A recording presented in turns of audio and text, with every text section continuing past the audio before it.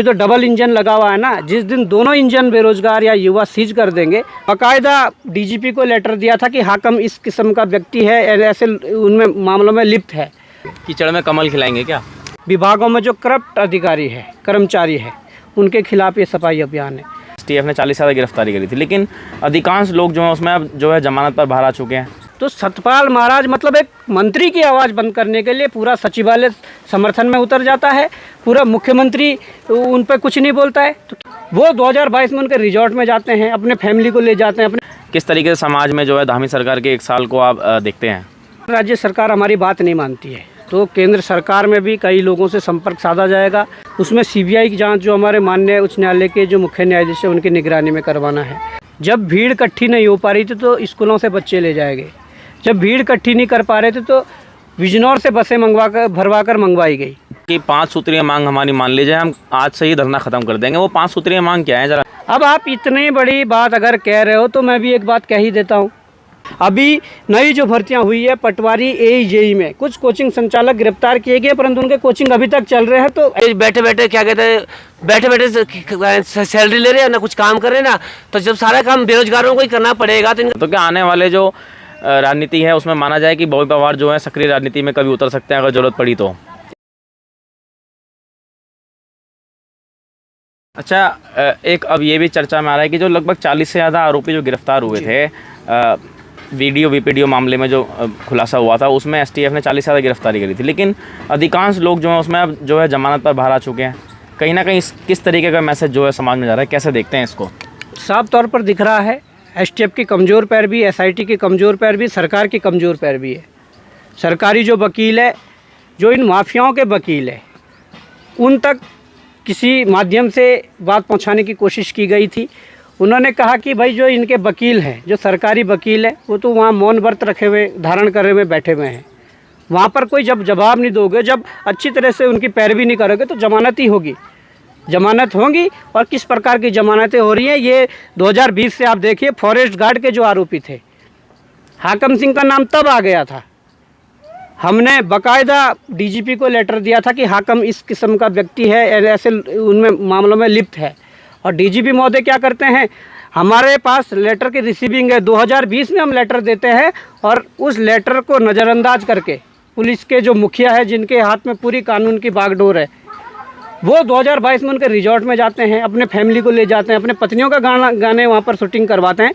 तो समझ सकते हैं क्या है, बड़ा जांच का विषय है, जांच होनी चाहिए अब जी। क्योंकि जिस हाकम सिंह को हमने 2020 में उन्हें उनके संज्ञान में डाल दिया था, कुलदीप राठी जो थे उनको डाल दिया था, मुकेश सैनी को डाल दिया था उनके संज्ञान में, वो लोग आज इंस्टीट्यूट चला रहे हैं। तो सशर्त जमानत उनको मिलनी चाहिए थी कि आप ऐसे कामों में इन्वॉल्व नहीं होंगे जिसकी आपने जिस उसमें आपने जुर्म किया है जी। वो उन्हें शर्त जमानत नहीं देंगे, हमें सशर्त जमानत देंगे। जो बेरोजगारी के खिलाफ आवाज़ उठा रहे हैं, भ्रष्टाचार के खिलाफ आवाज़ उठा रहे हैं, वो हमें शर्त जमानत देंगे जी। तो ये मैसेज क्या जा रहा है समाज में, लोग देख रहे हैं। जरूर जनता इन्हें जवाब देगी इस बात का, ये हमें उम्मीद है। अच्छा, किस तरीके से अब जो है अंतिम दौर पर है, किस तरीके से जो आपका धरना है अभी आगे चलेगा, किस तरीके से क्या रूपरेखा होगी इसमें? देखिए, रूपरेखा स्पष्ट है कि हम लगातार संपर्क कर रहे हैं प्रदेश के तमाम जिलों में जो हमारे लोग हैं, तमाम जो छात्र हैं, तमाम जो अभिभावक हैं, उनका भरपूर समर्थन मिल रहा है।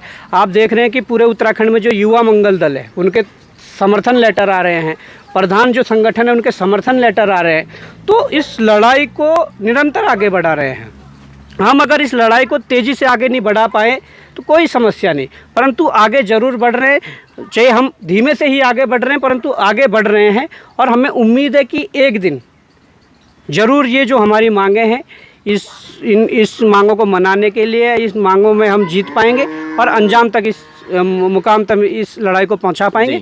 ये हमारी रणनीति रहेगी। और तमाम जो और भी प्रदेश में जो आंदोलन चल रहे हैं हमारे मांगों को लेकर, चाहे अल्मोड़ा में हो, पिथौरागढ़ में हो, हल्द्वानी में हो, इधर उत्तरकाशी से लेकर कहीं भी, उन सबसे संपर्क जारी है और लगातार इस आंदोलन को आगे बढ़ाने की बात हो रही है। वो जैसे भी रणनीतियाँ बनेगी, उन रणनीतियों के आधार पर हम इस आंदोलन को आगे बढ़ाएंगे। अच्छा, एक सफाई अभियान की बात हुई, आपने कहा कि सफाई अभियान में हम इस समय लगे हुए हैं जी।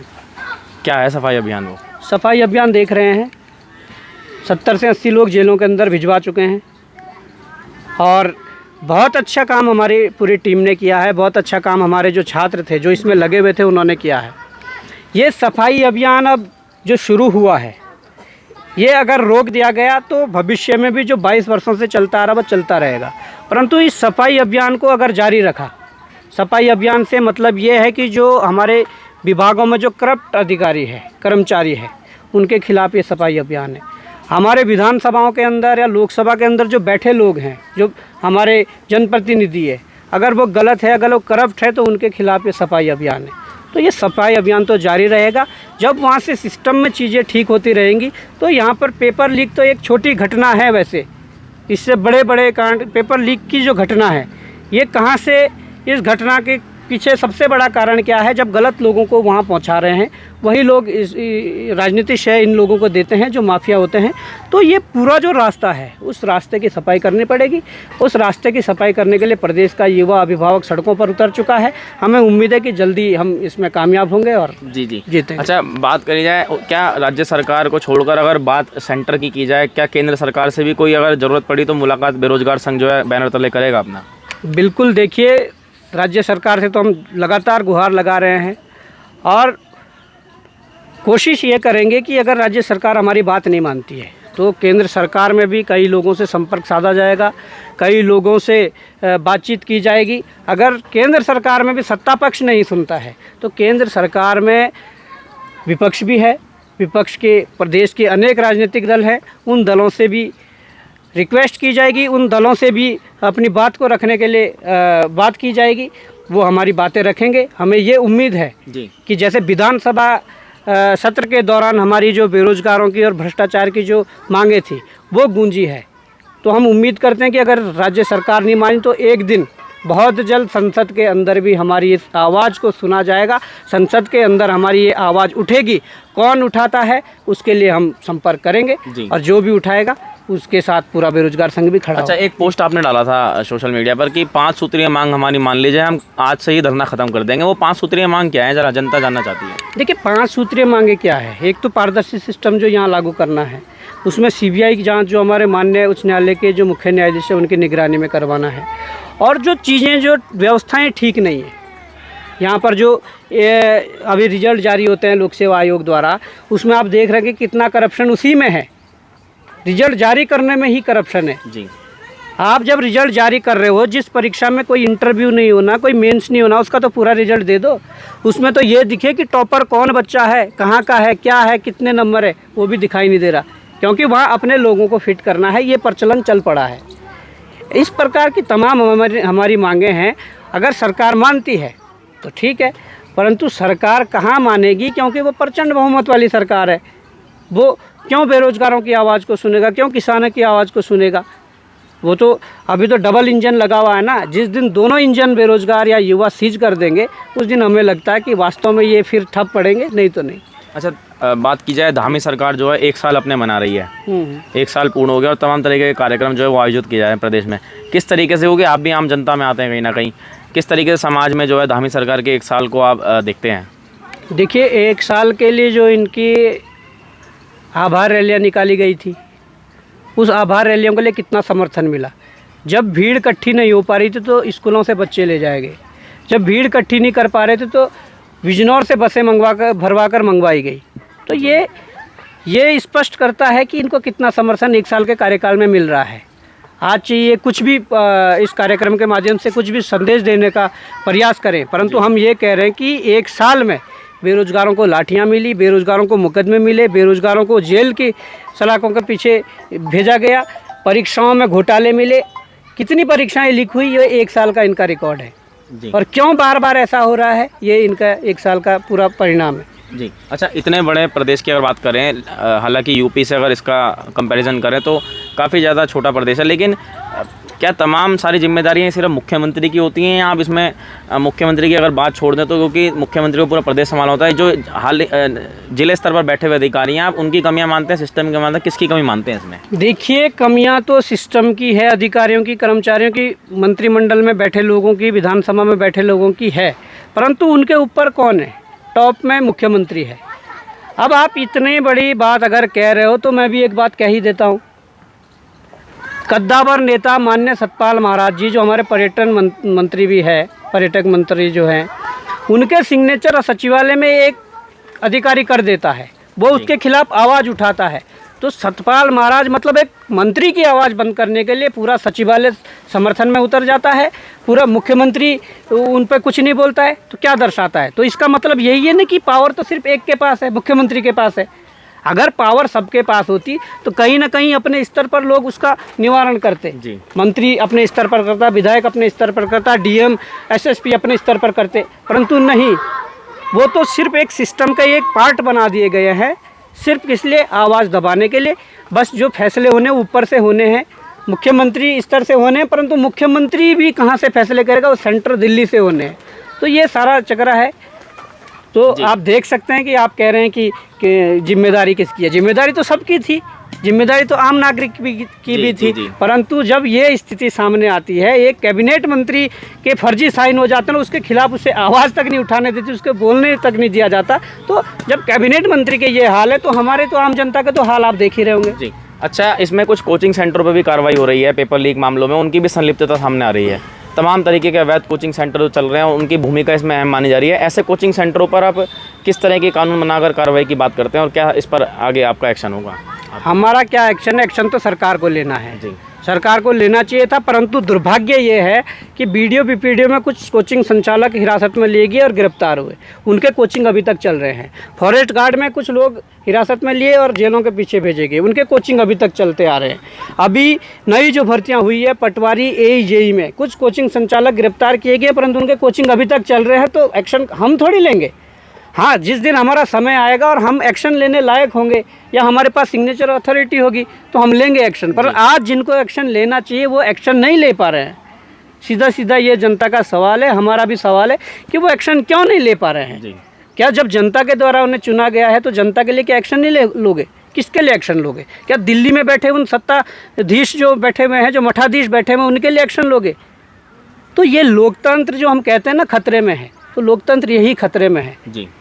तो अच्छा, अंतिम सवाल मेरा कि आपने बात करी, तमाम तरीके की हमने चर्चा करी और उसमें अब निकल कर ये आ रहा है कि क्या चर्चाएं भी पूरे प्रदेश में है कि बॉबी पवार जो है युवाओं के एक नेता बन चुके हैं, युवाओं की आवाज़ बन चुके हैं और हज़ारों युवा आपने दिखाया भी कि गांधी पार्क पर किस तरीके से आपके साथ हैं। तो क्या आने वाले जो राजनीति है उसमें माना जाए कि बॉबी पवार जो है सक्रिय राजनीति में कभी उतर सकते हैं अगर ज़रूरत पड़ी तो, एक नेता, युवा नेता जो आप बन चुके हैं? देखिए, हमने जो 5-6 वर्षों में संघर्ष किया है, जो हमने कुछ रिजल्ट दिए हैं लोगों को, हमारे साथ युवा जुड़ा है, छात्र जुड़ा है, हमारे अभिभावक जुड़े हैं, उनका आशीर्वाद है।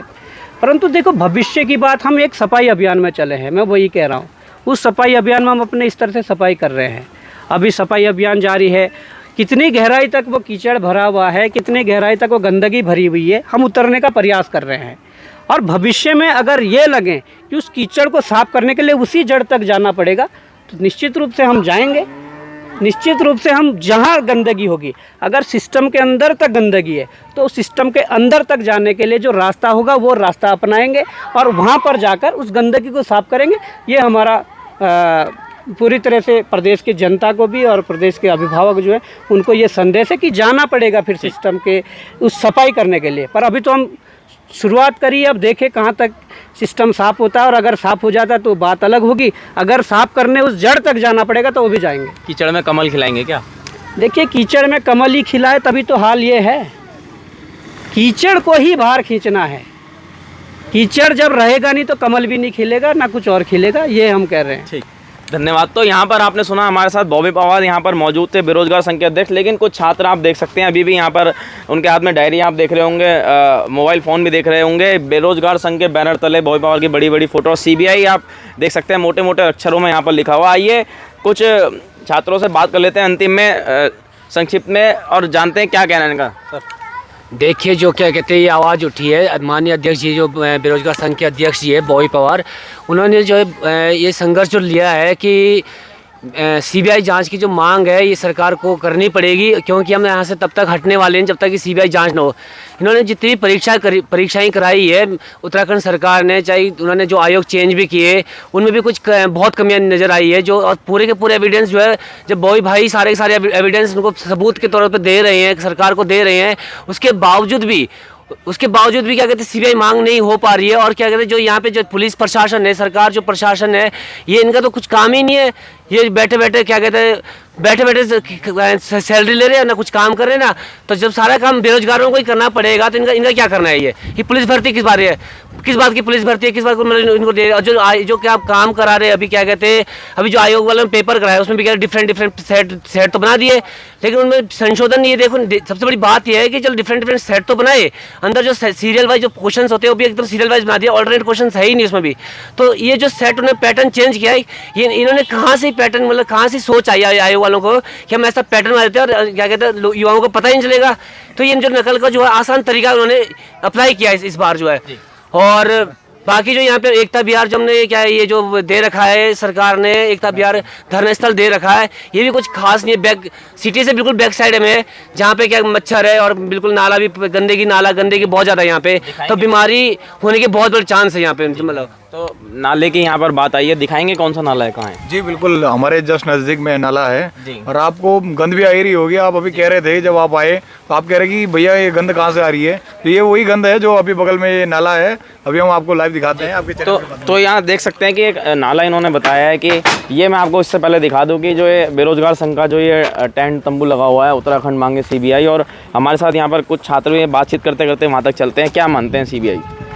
देखिए, हमारा उत्तराखंड सरकार से विशेष अनुरोध है कि जब तक हमारी मांग पूरी नहीं होगी, उत्तराखंड में जितनी भी भ्रष्टाचारी धांधलीगिरी ये जो और ये कुछ लोग ये गुंडागर्दी भी कर रहे हैं कि गुट बना के जो है किसी दूसरे जो संगठन जो हमारा समर्थन कर रहे हैं उन लोगों के साथ भी गुंडागर्दी करके उनके बैनर तले जो ये सिग्नेचर जो कुछ संगठन चला रहे हैं सिग्नेचर अभियान को कि भाई उत्तराखंड में सभी पेपरों की सीबीआई जांच होनी चाहिए। और कुछ लोग क्या कर रहे हैं कि ओटी में बना के उस संगठन को वहीं कॉलेज के अंदर मतलब ये वो भ्रष्टाचारी का जो हमारे सपोर्ट में जो सिग्नेचर अभियान चला रहे हैं उनके बैनरों को भी उखाड़ दे रहे हैं। अच्छा, अब देखो ना कि कितने की गुंडागर्दी कर रहे हैं कि मतलब कुछ संगठन अपनी अच्छाई के लिए नौजवान युवाओं के लिए जो अच्छाई के लिए आवाज़ उठा रहे हैं कि भाई सिग्नेचर अभियान चलाओ, तो उसमें भी जो है कॉलेजों में कुछ गुट ऐसे कर रहे हैं कि उस बैनर को हटा रहे हैं। अच्छा, ये नाला है क्या वो? ये देखिए, ये वही नाला है जो आप कह रहे थे अभी कि भैया ये गंद कहाँ से आ रही है। तो ये देखिए, जब हम लोग खाना भी खाते हैं तो उस टाइम इतनी गंद आती है, ऐसे धूप में, ऐसे कड़ाके की धूप में जब इसकी हीट पड़ती है